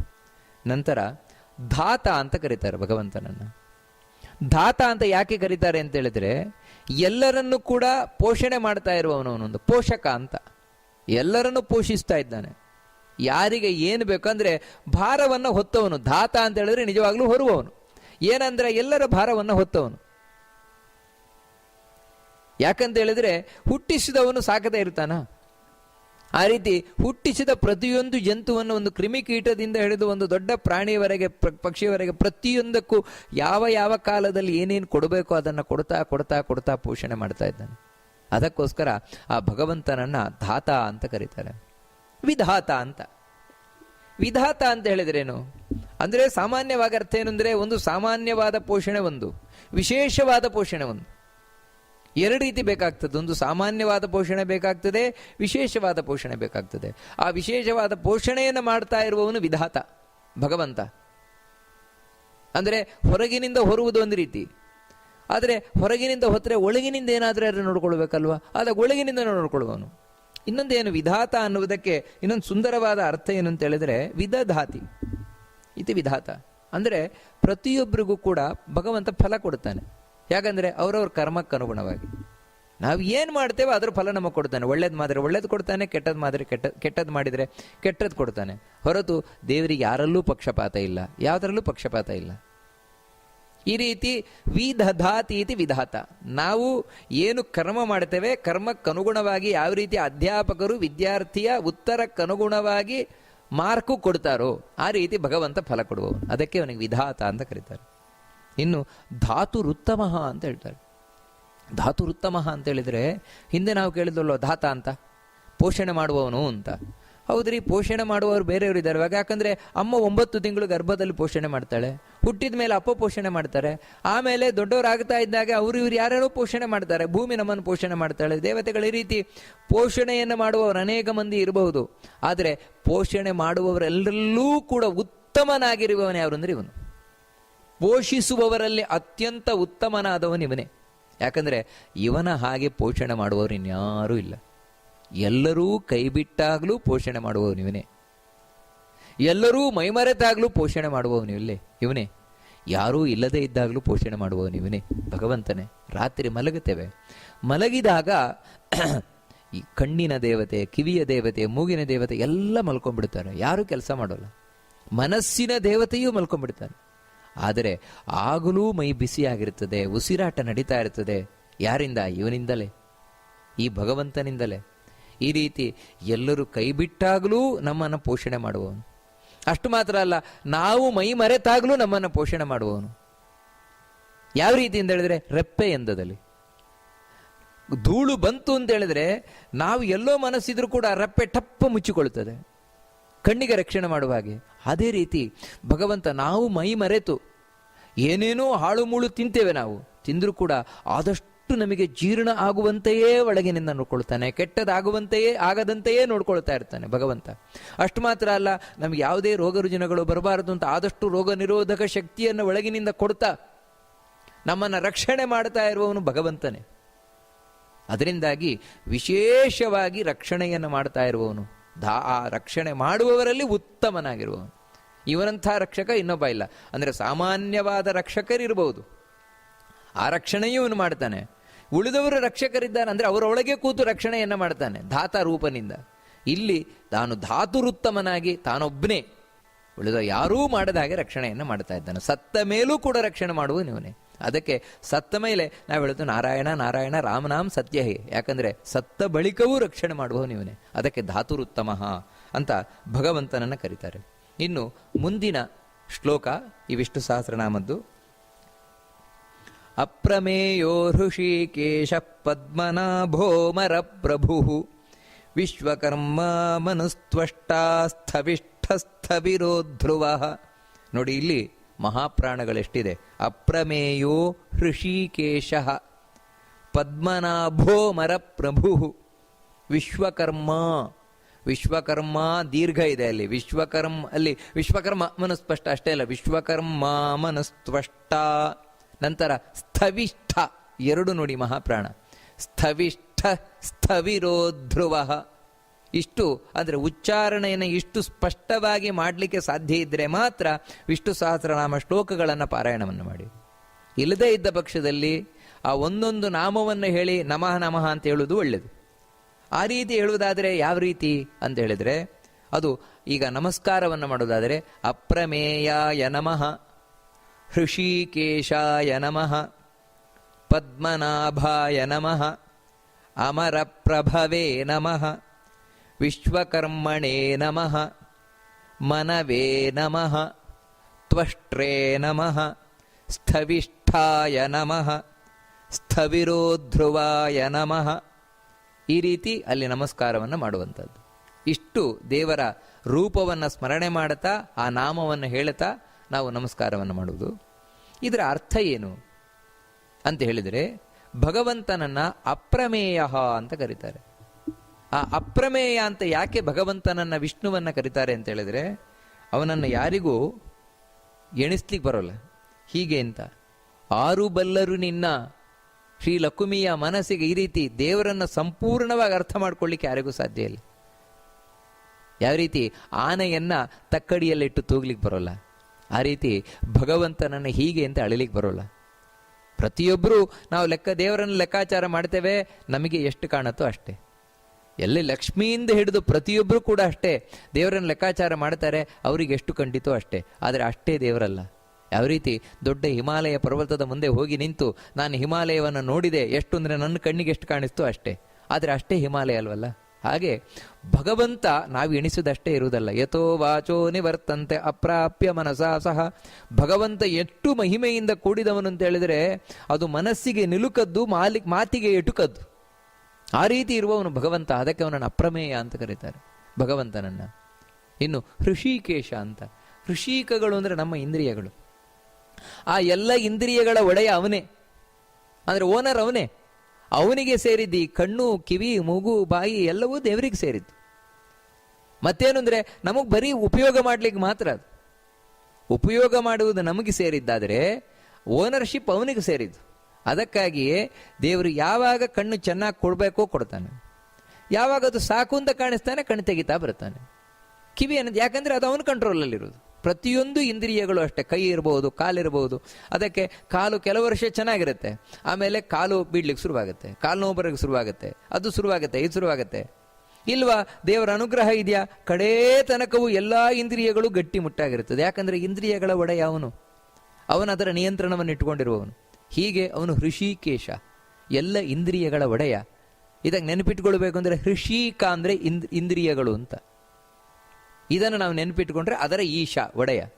ಇನ್ನು ಭಗವಂತನಿಗೆ ಪದ್ಮನಾಭ ಅಂತ ಕರೀತಾರೆ. ಇದು ಸ್ಪಷ್ಟ ಅರ್ಥ ಆಗುವಂಥದ್ದೇ. ಯಾರ ನಾಭಿಯಿಂದ ಕಮಲ ಬಂದಿದೆಯೋ ಅವನು ಪದ್ಮನಾಭ ಭಗವಂತ. ನಾಭಿಯಲ್ಲಿ ಅದು ಸಾಮಾನ್ಯವಾದ ಕಮಲ ಅಲ್ಲ, ಮತ್ತೆ ಆ ಕಮಲವೇ ಬ್ರಹ್ಮಾಂಡ, ಬ್ರಹ್ಮಾಂಡ ರೂಪವಾದ ಕಮಲ. ಅಲ್ಲೇ ಚತುರ್ಮುಖ ಬ್ರಹ್ಮನ ವಾಸಸ್ಥಾನ. ನೋಡಿ, ಇದು ವಿಷ್ಣುವಿನ ಬಿಟ್ಟು ಇನ್ಯಾರಲ್ಲೂ ಸಾಧ್ಯ ಇಲ್ಲ, ಪದ್ಮನಾಭ ಅಂತ ಹೇಳುವಂಥದ್ದು. ಅದಕ್ಕೆ ಈ ಪದ್ಮನಾಭ ಅನ್ನುವಂಥದ್ದು ವಿಷ್ಣುವಿಗೇ ಸಂಬಂಧಪಟ್ಟ ಹೆಸರು. ಯಾಕಂದ್ರೆ ಇದನ್ನು ಮತ್ತೆ ಯಾರಿಗೂ ಕೊಡ್ಲಿಲ್ವಂತೆ. ಉಳಿದ ಹೆಸರುಗಳನ್ನೆಲ್ಲ ಕೊಟ್ಟ, ಈ ಪದ್ಮನಾಭ ಹೆಸರನ್ನು ಯಾರಿಗೂ ಕೊಡಲಿಲ್ಲ. ಅದು ಇವನಿಗೆ ಸಂಬಂಧಪಟ್ಟದ್ದು, ವಿಷ್ಣುವಿಗೆ ಸಂಬಂಧಪಟ್ಟದ್ದು. ಪದ್ಮನಾಭ ಕಮಲದಂತೆ ತಾನು ನಾಭಿ ಉಳ್ಳವನು, ನಾಭಿಯಿಂದ ಕಮಲ ಬಂದವನು. ನಂತರ ಅಮರ ಪ್ರಭು, ಸ್ಪಷ್ಟ ಇದು. ಸಾಯದ ದೇವತೆಗಳ ಒಡೆಯ ಇವನು. ಅಮರ ಅಂತ ಹೇಳಿದ್ರೆ ದೇವತೆಗಳು. ಅವ್ರು ಯಾಕೆ ಅಮರರು ಅಂತ ಕರೀತಾರೆ ಅಂದರೆ ನಮ್ಮ ಹಾಗೆ ಸಾವಿಲ್ಲ ಅವರಿಗೆ. ಅವರಿಗೆ ಸಾವು ಅಂದರೆ ಪ್ರಳಯ ಕಾಲದಲ್ಲಿ, ಅಲ್ಲಿಯ ತನಕ ಅವರು ಇದ್ದೇ ಇರ್ತಾರೆ. ನಮ್ಮ ಹಾಗೆ 100 ವರ್ಷ ಇದ್ದು ಹೋಗುವವರಲ್ಲ. ಅಂಥ ದೇವತೆಗಳಿಗೂ ಕೂಡ ಇವನು ಒಡೆಯನಾಗಿರುವ. ಇದರಿಂದ ಏನು ಅರ್ಥ ಆಗತ್ತೆ ಅಂದರೆ ಎಲ್ಲ ದೇವತೆಗಳು ಕೂಡ ವಿಷ್ಣುವಿನ ಭಕ್ತರು ಅಂತ ಹೇಳೋದು ಸ್ಪಷ್ಟ ಆಗುತ್ತೆ. ಎಲ್ಲ ದೇವತೆಗಳು ವಿಷ್ಣುವಿನ ಭಕ್ತರು. ಯಾಕಂದರೆ ಅವರೆಲ್ಲರಿಗೂ ಇವನೇ ಒಡೆಯ. ಇವನು ಕೊಟ್ಟ ಸ್ಥಾನದಲ್ಲೇ ಅವರು ಕೂತಿರುವವರು. ಆಯಾಯ ಚತುರ್ಮುಖ ಬ್ರಹ್ಮನಿಂದ ಹಿಡಿದು ಪ್ರತಿಯೊಬ್ಬರು ಆಯಾಯ ಸೀಟಲ್ಲಿ ಕೂತಿದ್ದಾರೆ ಸ್ಥಾನದಲ್ಲಿ ಅಂದರೆ ಅದು ಇವನ ಅನುಗ್ರಹದಿಂದಾಗಿ. ಅದಕ್ಕೆ ಇವನನ್ನು ಅಮರಪ್ರಭು ಅಂತ ಕರೀತಾರೆ ಭಗವಂತನನ್ನು. ನಂತರ ವಿಶ್ವಕರ್ಮ ಅಂತ ಕರೀತಾರೆ ಭಗವಂತನನ್ನು. ವಿಶ್ವಕರ್ಮ ಅಂತ ಹೇಳಿದ್ರೆ ಸಾಮಾನ್ಯವಾದ ಅರ್ಥ ಏನು ಅಂತ ಹೇಳಿದ್ರೆ ಇಡೀ ಜಗತ್ತೇನಿದೆ ಜಗತ್ತನ್ನು ನಿರ್ಮಾಣ ಮಾಡಿದವನು ಅಂತ. ಇನ್ನೊಂದು ಅರ್ಥ ಏನು ಅಂದರೆ ವಿಶ್ವ ಅಂತ ಹೇಳಿದ್ರೆ ಎಲ್ಲ ಅಂತ. ಎಲ್ಲ ಕರ್ಮವನ್ನು ಇವನೇ ಮಾಡುವವನು. ಎಲ್ಲರೊಳಗೆ ಕೂತು ಎಲ್ಲ ಕರ್ಮಗಳನ್ನು ಮಾಡುವವನು ಇವನೇ, ದೇವರೇ. ನರತೆ ತ್ವತ್ಕ್ರಿಯತೆ ಕಿಂಚನಾರೇ ವೇದ ಹೇಳ್ತಾ ಇದೆ. ಸ್ವಾಮಿ, ನೀನು ಮಾಡಿಸ್ಲಿಲ್ಲ ಅಂದರೆ ನಮಗೇನೂ ಮಾಡ್ಲಿಕ್ಕಾಗೋಲ್ಲ. ಯಾವ ವ್ಯಕ್ತಿ ಏನೂ ಮಾಡ್ಲಿಕ್ಕಾಗೋಲ್ಲ. ಯಾವ ರೀತಿ ಮನೆಯಲ್ಲಿ ಒಂದು ಎಲೆಕ್ಟ್ರಿಸಿಟಿ ಇಲ್ಲ ಅಂತ ಹೇಳಿದ್ರೆ ಏನು ಕೆಲಸವೂ ಆಗೋಲ್ಲ. ಆ ಕಡೆ ಲೈಟ್ ಇಲ್ಲ, ಈ ಕಡೆ ಫ್ಯಾನ್ ಇಲ್ಲ, ಆ ಕಡೆ ಫ್ರಿಡ್ಜ್ ಇಲ್ಲ, ಮೋಟ್ರ್ ಇಲ್ಲ, ಗೀಟರ್ ಇಲ್ಲ, ಅದಿಲ್ಲ ಇದಿಲ್ಲ, ಏನೂ ಕೆಲಸ ಮಾಡೋಲ್ಲ. ಒಂದು ಎಲೆಕ್ಟ್ರಿಸಿಟಿ ಕರೆಂಟ್ ಬಂತು ಅಂದರೆ ಎಲ್ಲ ಒಟ್ಟಿಗೆ ಕೆಲಸ ಮಾಡ್ಲಿಕ್ಕೆ ಶುರುವಾಗುತ್ತೆ. ಹಾಗೆಯೇ ದೇವರು ಪ್ರತಿಯೊಬ್ಬ ವ್ಯಕ್ತಿಯ ಒಳಗೂ ಕೂತು, ಪ್ರತಿಯೊಂದು ವಸ್ತುವಿನ ಒಳಗೂ ಕೂತು ಪ್ರತಿಯೊಂದು ಕ್ರಿಯೆಯನ್ನು ಇವನೇ ಮಾಡಿಸ್ತಾ ಇದ್ದಾನಂತೆ. ಅದಕ್ಕೆ ಅವನಿಗೆ ವಿಶ್ವಕರ್ಮ ಅಂತ. ಇಡೀ ಜಗತ್ತಿನ ಕರ್ಮ ಅವನದ್ದೇ. ಅದಕ್ಕೋಸ್ಕರವೇ ಭಗವದ್ಗೀತೆಯಲ್ಲಿ ಕೃಷ್ಣ ಹೇಳ್ತಾನೆ, ಕರ್ಮ ಅಂದರೆ ಯಾವುದು, ನಮ್ದು ನಿಮ್ದು ಕರ್ಮ ಅಲ್ಲ, ದೇವರು ಮಾಡೋದೇ ನಿಜವಾದ ಕರ್ಮ ಅದು. ಯಾಕಂದ್ರೆ ಈ ಜಗತ್ತಿನ ನಿರ್ಮಾಣ ರೂಪವಾದ ಕರ್ಮ ಏನಿದೆ ಅದೇ ದೊಡ್ಡ ಕರ್ಮ. ಈ ರೀತಿ ವಿಶ್ವಕರ್ಮ ಭಗವಂತ. ನಂತರ ಮನುಹು ಅಂತ ಕರೀತಾರೆ. ಮನು ಅಂತ ದೇವರನ್ನು ಯಾಕೆ ಕರೀತಾರೆ ಅಂತ ಹೇಳಿದ್ರೆ ಸಾಮಾನ್ಯವಾದ ಅರ್ಥ ಅಂದರೆ ಮನುಗಳು ಅಂತಿದ್ದಾರೆ. ಸ್ವಯಂಭುವ ಮನು ಮುಂತಾದ ಮನುಗಳು. ಆ ಮನುಕುಲದಲ್ಲಿ ಬಂದವರು ನಾವು ಮಾನವರು. ಅಂತಹ ಮನುಗಳೇನಿದ್ದಾರೆ 14 ಮನ್ವಂತರದ ಅಧಿಪತಿಗಳು ಮನುಗಳು, ಅವರು ಯಾವತ್ತು ನಮ್ಮನ್ನ ಧರ್ಮ ಮಾರ್ಗದಲ್ಲಿ ಹೋಗುವಾಗೆ ಪ್ರೇರಣೆ ಮಾಡುವರು. ಆ ಮನುಗಳು ಮನ್ವಂತರ ಅಧಿಪತಿಗಳಾಗಿರ್ಲಿಕ್ಕೆ ಕಾರಣ ಅಂದರೆ ಇವನವರೊಳಗೆ ಕೂತಿದ್ದಾನೆ. ಇದೇ ದೇವರು. ಯಾವ ರೂಪದಿಂದ ಅಂತ? ಮನು ಎಂಬ ರೂಪದಿಂದಾಗಿ. ಅದಕ್ಕೆ ಅವರಿಗೆ ಮನುಗಳು ಅಂತ ಹೆಸರು. ಈ ರೀತಿ ಮನು ಅನ್ನುವುದು ಒಂದು ಭಗವಂತನ ರೂಪ, ಅವರೊಳಗೆ ಕೂತಿರುವ. ಇನ್ನು ತ್ವಷ್ಟ ಅಂತ ಕರೀತಾರೆ ದೇವರನ್ನ. ತ್ವಷ್ಟ ಅನ್ನುವಂಥದ್ದೇನಿದೆ, ತುಂಬ ಒಳ್ಳೆಯ ಒಂದು ರೂಪ ದೇವರದ್ದು. ಇದೇನು ಮಾಡ್ತದೆ ಅಂತ ಹೇಳಿದ್ರೆ, ಗರ್ಭಿಣಿಗೆ ಗರ್ಭದೊಳಗೆ ಆ ಮಗುವಿಗೆ ರೂಪವನ್ನು ಕೊಡುವುದಿದೆ. ಆ ಮಗುವಿಗೆ ಕಣ್ಣು, ಕೈ, ಕಾಲು, ಮೂಗು, ಬಾಯಿ ಇವುಗಳೆಲ್ಲ ರೂಪವನ್ನು ಕೊಡುವುದು. ಯಾಕಂದ್ರೆ ಈ ತ್ವಷ್ಟ ಶಬ್ದಕ್ಕೆ ಅರ್ಥವೇ ಅದು, ತ್ವಕ್ಷೂ ತನೂಕರಣೆ ಅಂತ. ತ್ವಷ್ಟಾರೂಪಾಣಿ ಪಿಂಶತು, ಈ ರೀತಿ ವೇದ ಹೇಳುತ್ತದೆ. ತ್ವಷ್ಟೃ ಒಳಗಿನಿಂದ ರೂಪವನ್ನು ಕೊಡ್ಲಿ ಅಂತ. ಗರ್ಭಂ ದೇಹಿ ಸಿನೀವಾಲಿ ಅಂತ ಹೇಳಿ ಪ್ರಾರ್ಥನೆ ಮಾಡಿಕೊಳ್ಳುತ್ತಿದೆ ವೇದದ ಮಂತ್ರ. ಅದರಲ್ಲಿ ಈ ತ್ವಷ್ಟು ರೂಪದಿಂದಾಗಿ ಭಗವಂತ ಈ ತ್ವಷ್ಟ ಎಂಬ ರೂಪದಿಂದಾಗಿ ಒಳಗಿನಿಂದ ಆ ಗರ್ಭಿಣಿಯ ಒಳಗೆ ತಾನು ರೂಪವನ್ನು ಕೊಡ್ತಾನೆ ಮಗುವಿಗೆ. ಅಂಥ ರೂಪ ಇದು. ಅದರಿಂದಾಗಿ ನಾವಿವತ್ತು ಏನೊಂದು ರೂಪವನ್ನು ಪಡೆದಿದ್ದೇವೆ, ಏನೊಂದು ಕಣ್ಣು, ಕೈ, ಕಾಲು, ಮೂಗು, ಇದು ಆ ತ್ವಷ್ಟ ರೂಪದಿಂದ, ತ್ವಷ್ಟೃವಿನಿಂದ ಪಡೆದದ್ದು. ನಾರಾಯಣನ ತ್ವಷ್ಟೃ ಎಂಬ ರೂಪದಿಂದ ಪಡೆದಿರುವಂತಹ ರೂಪ ಇದು. ನಂತರ ಸ್ಥವಿಷ್ಠ ಅಂತ ದೇವರಿಗೆ ಹೆಸರು. ಸ್ಥವಿಷ್ಠ ಅಂತ ಯಾಕೆ ಕರೀತಾರೆ ಅಂತ ಹೇಳಿದ್ರೆ, ಅತಿಶಯೇನ ಸ್ಥೂಲ ಸ್ಥವಿಷ್ಠ. ದೇವರಿದ್ದಾನಲ್ವ, ಎಲ್ರಿಗಿಂತಲೂ ದಪ್ಪ ಅಂತೇವೆ. ಅವನಷ್ಟು ದಪ್ಪನಾದ ವ್ಯಕ್ತಿ ಇನ್ನೊಂದು ಇಲ್ವೇ ಇಲ್ಲ. ಅಂದ್ರೆ ಅವನು ದೊಡ್ಡ ವಸ್ತುವಿಗಿಂತಲೂ ದೊಡ್ಡವನ. ಅಣೋರಣೀಯಾನ್ ಮಹತೋ ಮಹೀಯಾನ್, ದೊಡ್ಡ ವಸ್ತುವಿಗಿಂತ ದೊಡ್ಡನಾದವನು, ಸಣ್ಣ ವಸ್ತುವಿಗಿಂತ ಸಣ್ಣನಾದವನು, ಅಣುವಿಗಿಂತಲೂ ಅಣುವಾದವನು, ಮಹತ್ತಿಗಿಂತಲೂ ಮಹತ್ತಾನ. ಅದಕ್ಕೆ ಅವನನ್ನು ಸ್ಥವಿಷ್ಠ ಅಂತ ಕರೀತಾರೆ. ಬಹಳ ದೊಡ್ಡ ರೂಪ ದೇವರದ್ದು. ಎಲ್ಲಿವರೆಗೆ ಅಂದರೆ ನಾವು ಲೆಕ್ಕಾಚಾರ ಮಾಡಬೇಕಾದದ್ದು, ಆ ದೇವರ ರೂಪ ಎಂಥದ್ದು ಅಂದರೆ ಇಡೀ ಯೂನಿವರ್ಸ್, ಬ್ರಹ್ಮಾಂಡ, ಬರೀ ಭೂಮಿ ಅಲ್ಲ, ಇಡೀ ಯೂನಿವರ್ಸ್ ಅನ್ನುವುದು ಅವನ ಒಂದು ಹೊಕ್ಕಳಂತೆ. ಇನ್ನು ಆ ದೇವರು ಹೇಗಿರ್ಲಿಕ್ಕಿಲ್ಲ, ಆ ದೇವರ ರೂಪ ಯಾವ ರೀತಿ ಇರ್ಲಿಕ್ಕಿಲ್ಲ. ಹೊಕ್ಕಳು ಇಡೀ ಯೂನಿವರ್ಸ್ ಅಂತ ಹೇಳಿದರೆ, ಯಾಕಂದ್ರೆ ಯೂನಿವರ್ಸಿನ ಒಂದು ಪಾರ್ಟನ್ನು ನೋಡ್ಲಿಕ್ಕೆ ಆಗಿಲ್ಲ ಇನ್ನು ನಮಗೆ. ಹಾಗಿರ್ಬೇಕಾದ್ರೆ ಇನ್ನು ಆ ದೇವರ ರೂಪ ಹೇಗಿರಬಹುದು? ಅದೇ ವಿರಾಟ್ ರೂಪ ಅಂತ ಕರೆಯುವುದು. ಅದಕ್ಕೆ ಅವನು ಸ್ಥವಿಷ್ಠ, ಬಹಳ ದೊಡ್ಡದಾಗಿರುವವನು. ಇನ್ನು ಸ್ಥವಿರೋ ಧ್ರುವ ಅಂತ ಭಗವಂತ ಹೇಳ್ತಾನೆ. ಸ್ಥವಿರ ಅಂತ ಹೇಳಿದ್ರೆ ಹಿರಿಯರು, ಮುದುಕ, ಹಿರಿಯ ವ್ಯಕ್ತಿ ಅಂತ. ಈ ಭಗವಂತ ಇದ್ದಾನಲ್ವಾ, ಇವನಷ್ಟು ಹಿರಿದಾದ ವ್ಯಕ್ತಿ ಇನ್ನೊಬ್ರು ಇಲ್ವೇ ಇಲ್ಲಂತೆ. ಇವನು ಹಿರಿಯರಿಗೂ ಹಿರಿಯನಾದವನು. ಯಾಕಂದ್ರೆ ಎಲ್ರಿಗಿಂತ ಮೊದಲಿದ್ದವನು. ಇವನಿಗಿಂತ ಮೊದಲು ಯಾರು ಇರಲೇ ಇಲ್ಲ. ಅದಕ್ಕೆ ಇವನು ಅತ್ಯಂತ ಹಿರಿದಾದ ವ್ಯಕ್ತಿ. ಬರೀ ಹಿರಿದಾದ ವ್ಯಕ್ತಿ ಮಾತ್ರ ಅಲ್ಲ, ಸ್ಥವಿರ ಧ್ರುವ. ಅದರೊಟ್ಟಿಗೆ ಇನ್ನೊಂದೇನು ಅಂದ್ರೆ, ಯಾವತ್ತು ಹಿರಿದಾಗೇ ಇರುವ ವ್ಯಕ್ತಿ. ಅಂದ್ರೆ ಹಿರಿದಾಗಿದ್ದು ಅಚಲನಾಗಿರುವವನು. ಧ್ರುವ ಅಂದ್ರೆ ಅಚಲ, ಅಚಲನಾಗಿರುವವನು. ಅಂದ್ರೆ ಆ ಹಿರಿತನ ಯಾವತ್ತೂ ಇವನಿಗೆ ಬಿಟ್ಟು ಹೋಗಲ್ಲ. ಲೋಕದಲ್ಲಿ ಯಾವ ರೀತಿ ಅಂತ ಹೇಳಿದ್ರೆ, ಹಿರಿತನ ಯಾವಾಗಲೂ ಒಂದ್ಸಲ ಬರುತ್ತೆ, ಯಾವಾಗಲೂ ಒಂದ್ಸಲ ಹೋಗುತ್ತೆ. ಆ ರೀತಿ ಅಷ್ಟೇ. ಯಾಕಂದ್ರೆ ನೋಡಿ, ಮೊದಲು ಮಗುವಾಗಿರ್ತಾನೆ, ಅವಾಗ ಹಿರಿತನ ಇಲ್ಲ. ಆಮೇಲೆ ದೊಡ್ಡವನಾಗ್ತಾನೆ, ದೊಡ್ಡವನಾದ್ಮೇಲೆ ಇವನಿಗಿಂತ ಸಣ್ಣವರೇನಿದ್ದಾರೆ, ಸಣ್ಣವರಿಗಿಂತ ಹಿರಿದಾದ. ಆಮೇಲೆ ವಯಸ್ಸಾಗ್ತಾ ಆಗ್ತಾ ಬಂದಾಗೆ ಒಂದು 80-90 ವರ್ಷ ಆದಾಗ ನೋಡಿ, ನಮ್ಮ ಕುಟುಂಬದಲ್ಲಿ ನಾನೇ ಹಿರಿಯ. ಅವಾಗ ಇವನಿಗೆ ಹಿರಿತನ ಬಂತು. ಅಲ್ಲಿ ತನಕ ಬರಲಿಲ್ಲ. ಆದರೆ ಸತ್ತ ಮೇಲೆ ಅದು ಹೋಯ್ತು. ಯಾಕಂದ್ರೆ ಆಮೇಲೆ ಕುಟುಂಬದಲ್ಲಿ ಇನ್ನೊಬ್ರು ಹಿರಿಯರು, ಇವನಲ್ಲ. ಅಲ್ಲ, ಇವನೇ ಹಿರಿಯ ಅಂದ್ರೆ ಇವನಿಗೆ ಸತ್ತವರಲ್ಲಿ ಇವನಿಗಿಂತಲೂ ಮೊದಲಿನವರಿದ್ದಾರೆ ಹಿರಿಯರು. ಅದರಿಂದಾಗಿ ನಮ್ಮ ಹಿರಿತನ ಅನ್ನುವಂಥದ್ದೇನಿದೆ, ಅದು ಯಾವಾಗಲೂ ಬರುವುದು, ಯಾವಾಗಲೂ ಹೋಗುದು. ದೇವತೆಗಳದ್ದು ಅಷ್ಟೇ. ದೇವತೆಗಳ ಹಿರಿತನ ಅನ್ನೋದು ಯಾವಾಗಲೂ ಒಂದ್ಸಲ ಬರುವುದು, ಹೋಗುದು. ಎಲ್ಲಿವರೆಗೆ ಅಂದರೆ, ಎಲ್ಲರಿಗಿಂತಲೂ ಹಿರಿಯನಾದವನೇ ಅಂದರೆ ಚತುರ್ಮುಖ ಬ್ರಹ್ಮ. ಯಾಕಂದ್ರೆ ಮೊದಲು ಹುಟ್ಟಿದವನು ಈ ಜಗತ್ತು ಸೃಷ್ಟಿಯಾದಾಗ. ಆದರೆ ಅವನು ಹೇಳುವುದಂದ್ರೆ, ನನಗಿಂತಲೂ ಹಿರಿದಾದವನು ಯಾರು ಅಂದರೆ ಭಗವಂತನೇ. ಯಾಕಂದ್ರೆ ನಮ್ಮ ಹಿರಿತನ ಬರ್ತದೆ, ಈ ಬ್ರಹ್ಮಾಂಡ ಓದ್ಕೊಳ್ಳೆ ಹೋಗ್ತದೆ. ಆದರೆ ಭಗವಂತನ ಹಿರಿತನ ಯಾವತ್ತೂ ಇರುವಂತಹದ್ದು, ಹಾಗೇ ಇರುವಂತಹದ್ದು. ಅದಕ್ಕೆ ಅವನನ್ನು ಸ್ಥವಿರೋ ಧ್ರುವ ಅಂತ ಭಗವಂತನನ್ನು ಕರೀತಾರೆ.